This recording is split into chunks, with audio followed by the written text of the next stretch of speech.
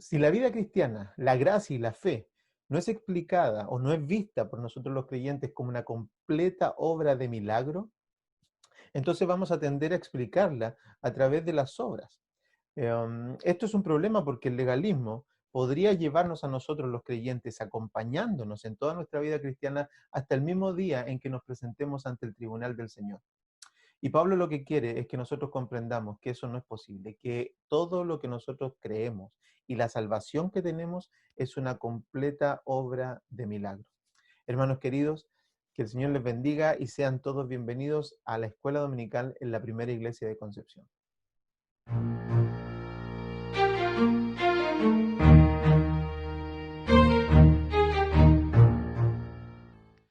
Bien, queridos hermanos, sean todos bienvenidos. Estamos agradecidos de poder continuar estudiando la palabra del Señor juntos a través de estos medios digitales. Agradecidos del Señor también de todos aquellos que se conectan y que están día a día siguiendo estas enseñanzas, hermanos de nuestra iglesia, por supuesto, y también aquellos que nos ven a través de las redes sociales.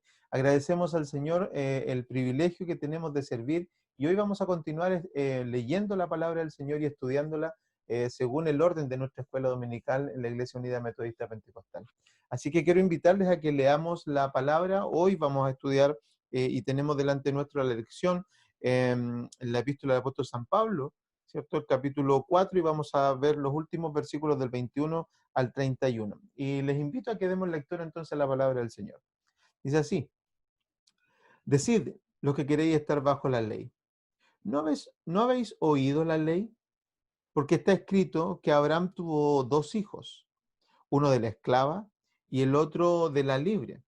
Pero el de la esclava nació según la carne, más el de la libre por la promesa. Lo cual es una alegoría, pues estas mujeres son los dos pactos. El uno proviene del monte Sinaí, el cual da hijos para esclavitud. Este es Agar, porque Agar es el monte Sinaí en Arabia y corresponde a la Jerusalén actual, pues ésta, junto con sus hijos, está en esclavitud. Mas la Jerusalén de arriba, la cual es madre de todos nosotros, es libre, porque está escrito: regocíjate, oh estéril, tú que no das a luz, prorrumpe en júbilo y clama, tú que no tienes dolores de parto, porque más son los hijos de la desolada que de la que tiene marido. Así que, hermanos, nosotros como Isaac, hijos de la promesa, pero como entonces el que había nacido según la carne perseguía al que había nacido según el espíritu, así también ahora. Mas, ¿qué dice la escritura? Echa fuera a la esclava y a su hijo, porque no heredará el hijo de la esclava con el hijo de la libre. De manera, hermanos, que no somos hijos de la esclava, sino de la libre. Les invito a que oremos y busquemos la dirección del Señor. Padre, gracias por darnos el privilegio de nuevamente abrir tu palabra.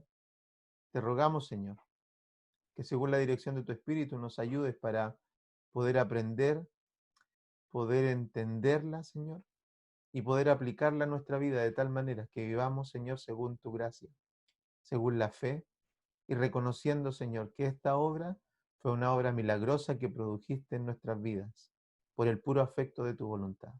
Señor mío, bendice a cada persona que está escuchando en sus casas y ayúdanos para poder hoy predicar tu palabra. Te lo agradecemos en el nombre de Jesús. Amén. Amén. Hoy tenemos delante nuestro un texto del cual podríamos, digamos, hablar muchísimo y podríamos ir por distintas líneas que pudieran ayudarnos a entender todo. Pero como esto es un video y debe ser, bueno, vamos a tratar de que sea lo más resumido posible y de alguna manera poner los puntos precisos, simplemente nos vamos a concentrar en la línea en la que el apóstol Pablo ha venido argumentando y lo que está intentando hacer en nosotros los creyentes, lo que está intentando producir. Y esto, por supuesto, es que nosotros los creyentes entendamos, ¿cierto?, de que la obra de salvación debe ser vista como una obra milagrosa. Viene el apóstol Pablo desechando todos los argumentos de los judaizantes sobre la iglesia de Galacia, pero viene también haciendo un énfasis, ¿no es cierto?, en que nosotros podamos comprender los aspectos de la fe. Y uno de los aspectos de la fe precisamente es que no tiene nada que ver con las obras, pero otro elemento importante ahora en el argumento de Pablo es que nosotros comprendamos que era no simplemente una cuestión difícil, sino que el efecto de la salvación sobre los creyentes es una cuestión milagrosa. Y quien no lo vea de esta manera, entonces lo que va a estar haciendo es tender a interpretar o a explicar la salvación a través de las obras. Esto es muy práctico porque nos va a ayudar a entender de que las cosas que hacemos no es lo que mantiene nuestra salvación, sino que simplemente va a seguir siendo el pacto de gracia que el Señor hizo para salvarnos, para traernos, para rescatarnos. Nosotros los cristianos, los evangélicos, los pentecostales también, creemos mucho y siempre se nos ha enseñado de que ninguno puede decir que vino a Cristo. El Señor nos trajo. Y eso es un aspecto de la elección del Señor. Ese efecto de que el Señor nos traiga es un aspecto milagroso porque nadie buscaba, y Romanos y cuantos otros también libros del Antiguo Testamento nos muestran eso, de que nadie buscaba a Dios, de que todos estábamos fuera del camino del Señor, que no lo queríamos y aún más que lo detestábamos. Sin embargo, Dios en su gracia nos recogió. Y esto es una obra de milagro. Por otro lado, el peligro de vivir o de seguir esclavo de estos pensamientos de que las obras son las que sostienen nuestra vida cristiana, es que una persona por las obras podría vivir toda su vida e incluso llegar al final de su caminar cristiano. Y esto va a producir que al final de la vida cristiana vamos a llegar incluso al trono del Señor, y cuando en ese día terrible se nos diga o se nos pregunte en qué estuvimos nosotros fundamentados para llegar a ese lugar, vamos a tener que decir por las obras y no por la gracia. Hay un libro, y bueno, y en esta enseñanza entonces que hoy quiero compartir con ustedes, quiero que veamos el engaño del judaísmo a través de la historia de Agar que nos está mostrando la Escritura, pero luego que apliquemos esto en tres partes, en tres cosas. Uno, viendo que la gracia y la salvación es un milagro precisamente, que es lo que vamos a argumentar ahora al inicio. Lo segundo es que la gracia y las obras no conviven, porque nos lo va a mostrar el texto. Y lo tercero es que la fe y la gracia no son subjetivas, son objetivas, son cuestiones que nosotros podemos entender, que Dios no quiere anular nuestro entendimiento, sino que quiere que lo comprendamos. A diferencia del legalista, que lo único que va a querer es que nosotros obedezcamos cosas, pero que nunca entendamos las cosas de la ley y las cosas de la gracia del Señor. Así es que les invito entonces, y lo primero que quiero decir es recordar una historia respecto, o algunos personajes, digamos, del libro El progreso del peregrino, porque ahora que he estado pensando en esto y he estado un poco viendo los aspectos del legalismo, la gracia y todas estas cosas que suceden como batallas en el progreso de un peregrino, por citar el libro, ¿no es cierto? Me hizo recordar uno de los personajes que está en ese libro y que acompaña a Cristiano y que acompaña a Esperanza en este caminar. La primera vez que ignorancia se llama el que representa al que se quiere salvar por las obras. Ignorancia representa en el libro del Progreso Peregrino aquel que se quiere salvar por las obras de la ley y por las obras que él hace, por sentirse justificado él mismo. Entonces, hay un hermoso juego que hace ese libro, donde muestra cómo cómo Cristiano y Esperanza van caminando, van por el progreso, ¿no es cierto?, de este peregrino, van caminando hacia la ciudad santa y se conocen con ignorancia. Y la manera incluso de conocerse ya es mala porque viene Cristiano y viene Esperanza entrando por la puerta al camino para llegar al palacio, al lugar celestial, y de repente la manera de encontrarse con ignorancia es que se encuentran, pero ignorancia baja por un camino paralelo y se encuentran con ellos y se produce un hermoso diálogo. Yo se los quiero recordar, se los quiero mostrar por si alguno no ha leído el libro, para que se den cuenta de lo que quiero hablar acerca del legalismo. Dice así un poco el extracto del libro El Progreso Peregrino. Dice: el primer encuentro de Cristiano con ignorancia, que vendría a ser el legalismo.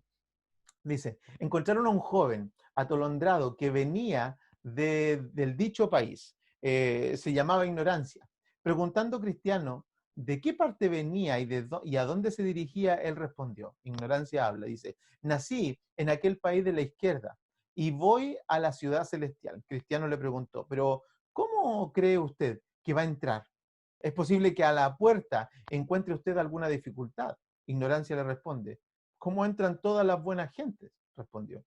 Cristiano le pregunta, pero ¿qué puede usted presentar para que le franqueen la entrada? Ignorancia respondió, conozco bien la voluntad de mi Señor, he vivido bien, doy a cada uno lo suyo, yo oro, yo ayuno, yo pago diezmos, yo doy limosna, he abandonado mi propio país para dirigirme a otro. Cristiano le dice, pero no has entrado por la portezuela, que está al principio de este camino. Te has colado por la senda tortuosa. Y así me temo que por más que pienses bien de ti mismo, el día de la cuenta encontrarás que en vez de darte la entrada a la ciudad, te acusarán de ladrón y de robador. Ignorancia le respondió, caballeros, sois extremadamente extraños para mí. No os conozco. Seguid en buena hora vosotros la religión de vuestro país y yo seguiré el mío. Y espero que todo saldrá bien. Al ver Cristiano que este hombre se comportaba así, se tenía por sabio de su propia opinión, dijo en voz baja esperanza. Más esperanza hay en el necio que en él. Y añadió, mientras va el necio por su camino, fáltale la cordura. Dice a todos, necio es. El relato de este encuentro de Cristiano con el peregrino nos revela varias cosas, hermanos. Primero, que ignorancia llegó al camino por una puerta que no era la adecuada, llegó al camino por una puerta tortuosa. Lo segundo es que nunca Cristiano, en todo el libro del peregrino, nunca Cristiano y Esperanza pudieron caminar con ignorancia juntos. Siempre ignorancia caminó atrás. Ignorancia no aceptaba la idea de simplemente tener y no obras, sino que él pensaba que él tenía que hacer cosas para llegar a la salvación. Entonces, lo que quiero hacer en esta enseñanza corta y breve, ¿no es cierto?, va a ser mostrar un poco el engaño del judaísmo, mostrar la gracia y la salvación como un milagro, mostrar la gracia y la salvación como en contrariedad con las obras, porque no conviven, según el mismo relato, y mostrar de nuevo que la fe es algo que no es subjetiva, sino que es algo subjetivo. Así que vamos ahí y empecemos a mirar el texto. El texto nos muestra la historia de Agar y Sara, ¿no es cierto? De Sara y Agar, esta complicación que hubo al principio y que obviamente estas personas que conocían la ley, esto es algo hermoso en la escritura porque nos muestra que ellos debían conocer la ley. La historia muestra el simple hecho de que como los judaizantes, y yo creo que Pablo desenmaraña todo esto porque él entiende la mente de un judío y entiende la mente de los judaizantes que estaban tratando de esclavizar a los gálatas. Entonces, como los judaizantes tenían convicción de que nadie podía ser salvo si no estaba bajo el linaje de Abraham y a través de Isaac, pero además ellos agregaban que tenía que ver con el cumplimiento de la ley. Entonces Pablo nuevamente les muestra el error recordándoles la historia de ese episodio, de cómo parte la genealogía a través de Abraham, para mostrar que la escritura misma revela, ¿no es cierto?, e interpreta ese episodio con las dos mujeres que están ahí teniendo descendencia de Abraham, como una representa al pacto de las obras de la ley, que es un pacto no unilateral, y cómo es que Sara representa, y Isaac, por supuesto, entonces representan al pacto de la gracia, que es unilateral. Y esto es simple, usted puede mirar la historia, si usted puede ir entonces y leer Génesis, ¿no es cierto? Y ver ese episodio, usted se va a encontrar con algunas cosas que yo voy a puntualizar ahora, como por ejemplo, Dios le promete a a Abraham, tener descendencia. Abraham es anciano, ambos son ancianos. Abraham y Sara son ancianos, pero además Sara es estéril. Entonces, parte la historia haciendo un pacto Dios con Abraham diciéndole yo voy a darte descendencia. Segundo, luego de que Abraham entonces recibe esta señal, pasa un tiempo, no es instantáneo, pasa un tiempo en donde ellos probablemente se desesperan. ¿Qué pasa? Entra en acción entonces el pensamiento humano de Sara, y que le dice, ¿no es cierto? Y le propone que se llegue a la esclava para tener descendencia, para cumplir la voluntad de Dios. Esto sucede entonces y nace Ismael. Nace Ismael, crece Ismael, pasan unos 10 años aproximadamente, unos 14 años según la escritura, y luego, o sea, perdón, pasa un poco de tiempo después de que nace Ismael, y Dios viene de nuevo y dice, no, esta no era la manera. Yo lo que voy a hacer es que te voy a dar descendencia por tu esposa. Entonces pasa el tiempo, nace por la voluntad de Dios, cumpliendo la voluntad de Dios, ¿cierto? Isaac, y luego lo que sucede es que empieza a haber riña, ¿no es cierto? Empieza a haber problemas entre Ismael e Isaac. Y lo que termina sucediendo es que Sara pide a Abraham que saque a Ismael y a Agar de su tierra, ¿cierto? Abraham siente pesar, y lo que hace Dios es decirle a Abraham, no sientas pesar por esto, porque yo te voy a dar descendencia y mi descendencia va a venir por Isaac. Y mi descendencia, la descendencia que yo te estoy dando, no va a heredar, no puede heredar junto con la de la esclava. Así que está bien que los separes. Pero yo voy a guardar a Ismael. Eso es lo que dice Dios. Entonces, esa es la historia. Usted se va a dar cuenta de que en esta historia, entonces, lo que nosotros vemos es que de alguna manera lo que va a hacer, lo que está haciendo el apóstol Pablo es recordarle una cuestión objetiva de la historia, donde estamos viendo que Dios mismo es quien orquesta todo esto, de manera tal que nosotros podamos ver que Él preparó, Él diseñó, Él orquestó todo esto para que eso sucediera de esa manera. Agar era la esclava y por lo tanto su descendencia también iba a ser una descendencia esclava. Isaac nace de Sara y Sara era la promesa unilateral de Dios de gracia sobre Abraham. Y esto entonces es el asunto que Pablo le está diciendo a estos judaizantes. Ahora se está dirigiendo a ellos, pero también a la iglesia de Gálatas, a los Gálatas. Les está diciendo, ok, ustedes dicen que la descendencia entonces debe venir desde Abraham, pero recuerden, Abraham tuvo 2 hijos. Y uno de esos hijos representa el pacto de la ley. Ustedes dicen que debe venir por Isaac. Ok, si hacemos que las personas traten de vivir en la ley, entonces lo que estamos diciendo es que son descendientes de Ismael. Es un poco ese el asunto. Porque si Ismael representa la ley, y Agar, ¿no es cierto?, e Ismael representan el pacto de la ley, y si estos judaizantes están queriendo que las personas vivan por la ley, ¿sí?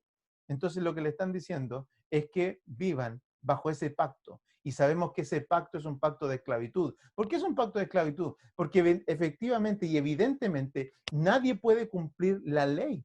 Nadie puede cumplir toda la ley todos los días de su vida, por toda su vida, de manera perfecta. Es imposible. Esa es la razón por la que vivimos esclavos y vivimos según la ley, tratando de agradar a Dios con lo que hacemos, tratando de mantener nuestra posición con lo que hacemos, y ese es el delito, ese es el pecado de todo aquel que hace cosas para Dios para tratar de mantener su posición.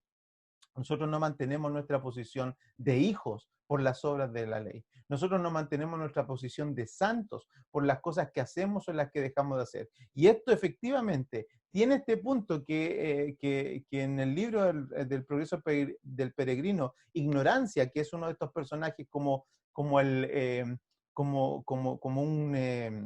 un legalista, ¿no es cierto? Como alguien que quiere hacer obras que no concibe en su cabeza de que simplemente sea por fe, Ignorancia va a decir, no, yo tengo que hacer algo. Es esta la razón que Pablo le está dando, que si yo esclavizo a alguien a las obras de la ley, lo estoy convirtiendo en un hijo de Agar y no en un hijo de Abraham, de Isaac, ¿cierto? No una descendencia por gracia. Tenemos entonces los 2 pactos. Uno, que es unilateral, el pacto que Dios le da, el que Dios hace con Abraham para darle descendencia de su mujer Sara, y esto confirma varias cosas, ¿sí?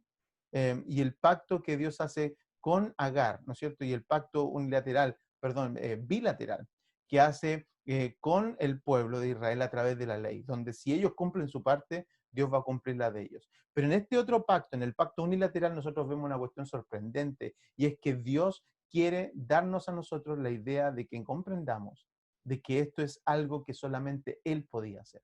Volvemos a reforzar la misma idea. Abraham es un anciano, Sara es una anciana y además estéril.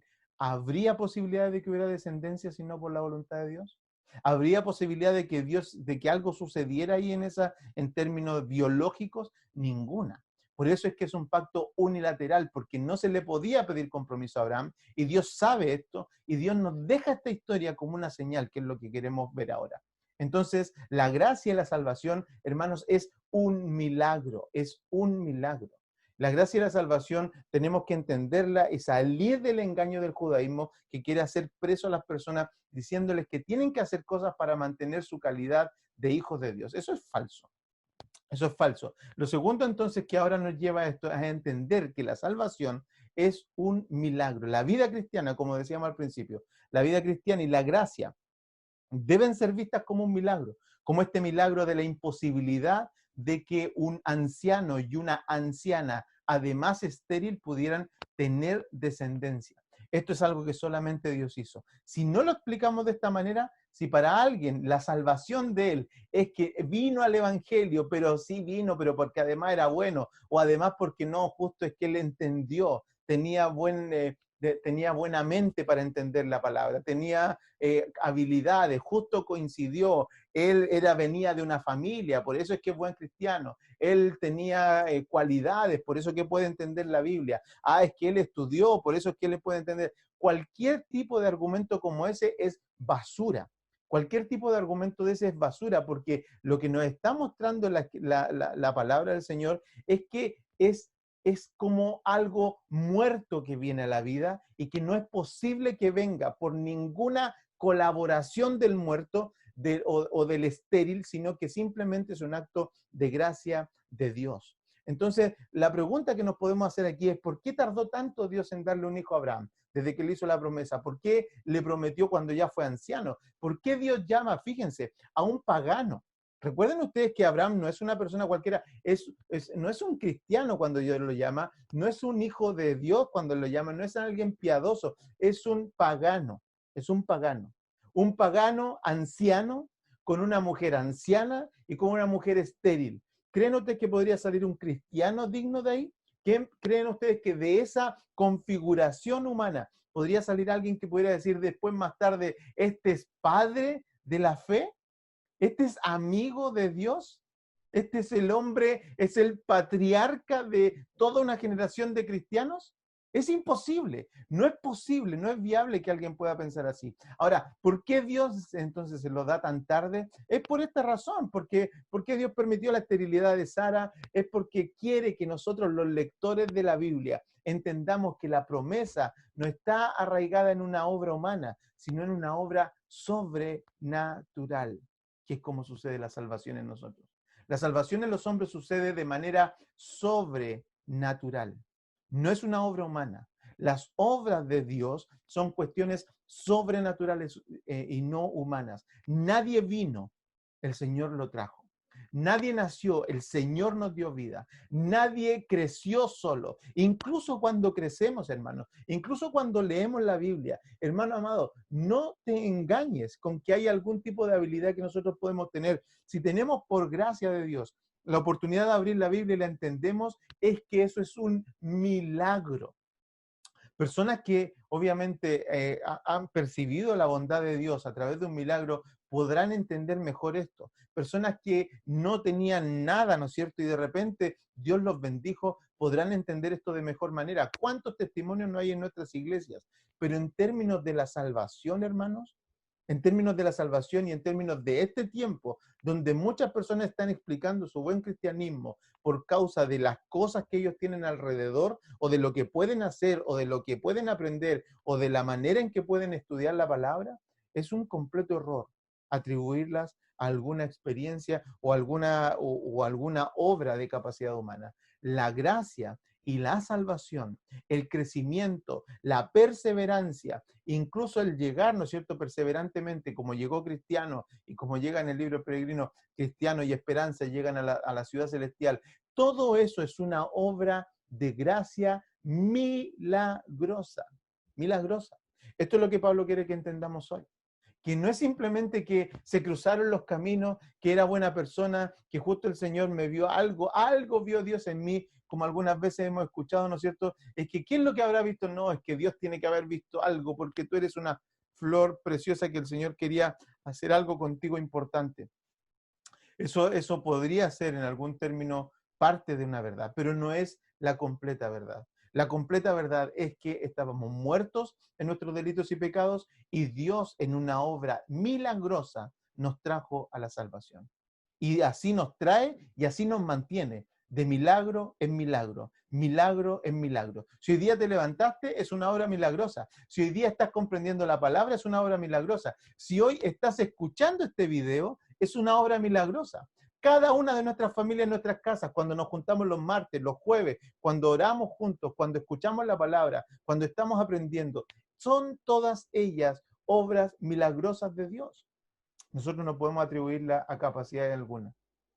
Entonces, la gracia y la salvación es una obra de milagro, pero la gracia y la salvación no conviven. Y esto es otra cosa que vemos en el punto de la Escritura. Miren cómo decía, obviamente, el versículo 28, así que hermanos, nosotros como Isaac somos hijos de la promesa, eso ya queda claro, ¿cierto? De que no somos hijos de la esclava, sino somos hijos de la promesa y debemos perseverar en ese pensamiento. Pero lo segundo es que dice, versículo 29, dice, pero entonces, como él que había nacido según la carne perseguía al que había nacido según el espíritu, así también ahora, ¿más que dice la Escritura? Echa fuera a la esclava y a su hijo, porque no heredará el hijo de la esclava con el hijo de la libre. Eso es lo que dice. Y entonces el asunto es que, eh, eh, ¿por qué Dios permitió? Y cuando nosotros de nuevo leemos la historia aislada, ¿no es cierto? Esto nos parece como una cuestión irracional, ¿cierto? Que separen o que un padre eche a la madre y a su hijo a su suerte. Pero en la lógica de Dios, y eso es lo que vamos a ver en el tercer punto, pero en la lógica del Señor es que esto es parte de una gran historia. Y lo que Dios quiere de nuevo mostrar, nosotros debemos ser conscientes de esto, que cuando nosotros leemos la Biblia debemos entender o estar tratando de preguntarnos qué quiso Dios revelar a través de eso. Aquí Pablo lo está dejando muy claro, pero hay otras historias de la Biblia que a veces nosotros leemos de manera aislada y no damos con la interpretación adecuada. Gracias al Señor, la Escritura nos ha dejado estos ejemplos para ver cómo estos apóstoles, para ver cómo los creyentes del primer siglo, para ver cómo nuestros padres de la fe entendían la Escritura. Y Pablo, por iluminación del Espíritu Santo, ¿no es cierto?, por revelación de él, lo entendía de esta manera, como que ese episodio tan terrible significaba una cosa que era relevante desde el punto de vista de Dios para nosotros y nuestra comprensión como creyentes. Y es que las gracias no conviven con las obras de la ley. Y esto de nuevo es un argumento que Pablo utiliza para dárselos a los judaizantes. Miren, ustedes están apoyando en Abraham, ok, entiendan esto, cuando Dios permitió todo ese episodio de la esclava, de la libre, de Isaac y de Ismael, Dios los separó, Dios permitió, Dios vio bien eso. ¿Por qué? Porque quería dejarnos una señal de que las obras de la ley no pueden vivir con la promesa de la gracia de Dios. Ese es el punto. Ese es el punto. Y esto nos lleva al tercer punto entonces, y es que la gracia, la fe, la salvación no son cuestiones subjetivas. Son cuestiones más bien que nosotros podemos observar, ver y comprobar. La salvación y la gracia y la fe no es algo subjetivo. En el Antiguo Testamento, si nosotros leemos cada historia bien y vamos mirando cada historia, la veremos dentro de una gran narrativa donde Dios está orquestando, donde Dios está apuntando, donde Dios nos está dejando evidencia de su guía y cuidado para llevarnos a la salvación. En el Antiguo Testamento, por otra parte, la fe está arraigada en una persona, en Jesús. Así que la fe, la salvación y la gracia no son subjetivas. En el Antiguo Testamento son historias que apuntan a la salvación. En el Nuevo Testamento son narrativas, ¿no es cierto? Son textos, son enseñanzas, son cartas que interpretan a la persona de Cristo y la salvación. Así es que en toda la Escritura nosotros, hermanos, no vemos subjetividad. Y esto es tanto el peso del poder de la palabra, de la suficiencia de la que nosotros hablamos de la Escritura. Porque podemos ver en ella que la Escritura tiene todo el peso, tiene toda autoridad y es toda suficiente para nosotros llevarnos hacia la salvación, para levantarnos de la esclavitud y para sacarnos del error. Por eso es que, por ejemplo, nosotros no debiéramos tener miedo y a veces aquí, a veces nosotros pensamos en que no todos nosotros somos buenos predicadores, no todos nosotros podemos hablar bien de la palabra, no todos nosotros de repente tenemos y admiramos, yo admiro predicadores como con tanta gracia pueden explicar la palabra del Señor, pero y nosotros tememos y decimos, yo no lo puedo hacer como él, así que no soy un buen comunicador. Y olvidamos y descuidamos un punto, y es que la palabra tiene suficiencia. La palabra tiene poder. No creemos nosotros muchas veces en la autoridad de la palabra. Por eso nos da temor predicar, nos da temor hablar, nos da temor explicar la escritura. Incluso cuando tenemos que enfrentarnos a la predicación, no. ¿Por qué? Porque nos comparamos, que yo no lo hago como él, yo no lo hago como él, yo no tengo esto, yo no tengo esto otro.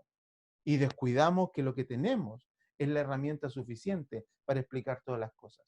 Un legalista, ¿sabe lo que quiere? Un legalista quiere que sigamos mandamientos. Un creyente verdadero, un buen pastor, el buen pastor que es nuestro Señor Jesucristo, lo que quiere es que nosotros entendamos la ley. ¿Cuántas veces el Señor dijo, oíste que fue dicho?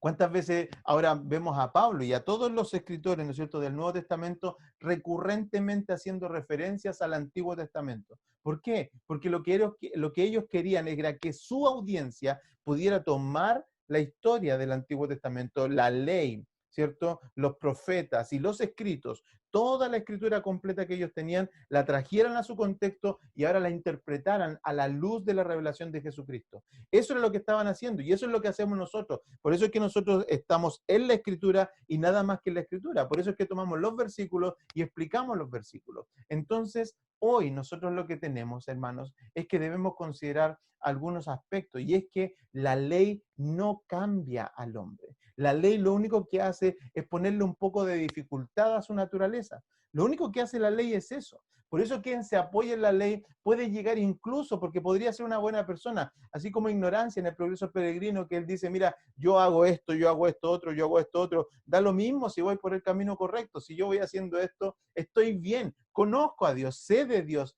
entiendo de Dios, yo oro, yo diezmo, yo doy ofrenda, yo me encargo de mis deberes, pero el único problema es que ignorancia llega hasta el mismo día en que se presenta ante las puertas con estos como argumentos para entrar al reino celestial. Y en la puerta a ignorancia le dicen, no, tú no vas a entrar con eso. Esas no son las credenciales ni el certificado que necesitamos. Y cristiano desde dentro del reino lo mira con pena, con pena. Y es que las obras de la ley, como les digo, hermanos, lo único que hacen es poner trabas a nuestra naturaleza. Pero lo que Dios es que quiere hacernos nacer de nuevo, nos quiere hacer nacer de la libre, nos quiere hacer nacer, ¿no es cierto?, de la gracia bendita del Señor.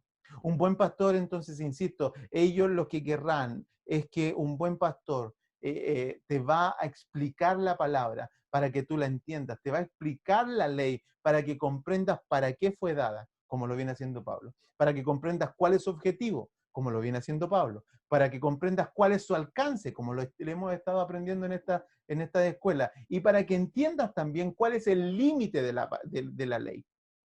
La palabra, la ley de Dios, ¿no es cierto? Los mandamientos de Dios, las obras de la ley, ¿no es cierto? Tienen un objetivo, tienen un alcance y tienen un límite. Nosotros obramos bien y ahora vamos a entrar al otro extremo, que también va a empezar a hablar ahora de los que se van hacia el otro lado, ¿no es cierto? Del libertinaje, pero la ley y las obras tienen un objetivo, tienen un alcance y tienen un límite, sirven para algo. Nosotros venimos al Señor para agradarle. Nosotros venimos haciendo nuestras buenas obras porque entendemos lo que pasó con nosotros. Entendemos que si estamos hoy aquí es una obra milagrosa. Es que algo pasó en nosotros que no podemos explicar. Y entonces ahora actuamos de la mejor manera en que podemos. No justificándonos en nuestras obras, pero sí dando todo lo que tenemos por cada día avanzar, ayudados de la gracia del Señor, reconociendo nuestros límites, reconociendo también nuestra medida, pero todos avanzamos. Y eso es lo que Pablo quiere mostrarnos ahora, y es por esto que esto él termina entonces con el versículo 31, de manera, hermanos, que no somos hijos de la esclava, somos hijos de la libre. Hermano, tú eres libre, no eres esclavo, tú eres libre para andar en el camino del Evangelio, tú eres libre para hacer las cosas que Dios te ha ordenado, para preocuparte de tu santificación, para preocuparte de caminar en el Evangelio, para preocuparte de servir en el reino de Dios, que son todas las ocupaciones que Dios espera y anhela y desea de un hijo suyo, pero no para justificar su entrada en el reino, sino como un acto de gratitud. Es decir, si alguno piensa que entonces ahora por saber que es salvo por la fe y no tiene que hacer nada, se va a quedar en su casa, no se va a congregar, va a empezar a vivir como quiera, va a empezar a hacer las cosas que le parezcan, no va a seguir ninguna orden, no va a seguir ninguna regla, no se va a someter a sus autoridades, no va a vivir unido a la iglesia de Cristo, no ha entendido absolutamente nada de lo que hemos hablado aquí en Galatas. No ha entendido nada, porque lo que sucede con una persona que entiende la gracia es que se da cuenta de que tiene una vida que no es de él, se da cuenta de que lo resucitaron, se da cuenta de que algo pasó, que lo trajeron a una vida que no era de él, porque la de él la perdió, la de él estaba muerta, pero ahora vive y eres hijo de la libre y no de la esclava. Por eso es que ahora podemos andar con gratitud, sirviendo y alabando a Dios, como dice ese hermoso himno o ese hermoso coro. Yo voy siempre, ¿no es cierto?, cantando al Señor con alegría. Yo vivo siempre aquí, sabiendo que si Él cuida de las aves, cuidará también de mí. Hermano, eres hijo de la libre. Y espero que esta enseñanza nos ayude a entender la bondad y la misericordia del Señor. Que el Señor te bendiga y te guarde y nos vemos en otra escuela dominical.